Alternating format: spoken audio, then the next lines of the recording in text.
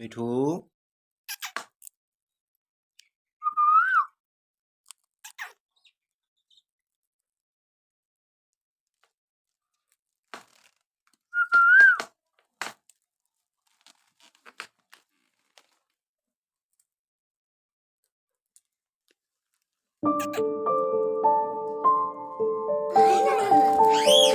nail को नहीं खाना खवावण दा तरीका होंदा आ मिठू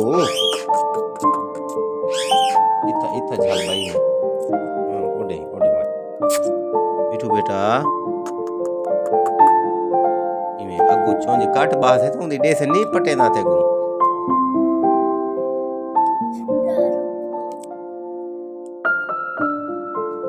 उते ताड़ बे मिठू ताड़ बे जरा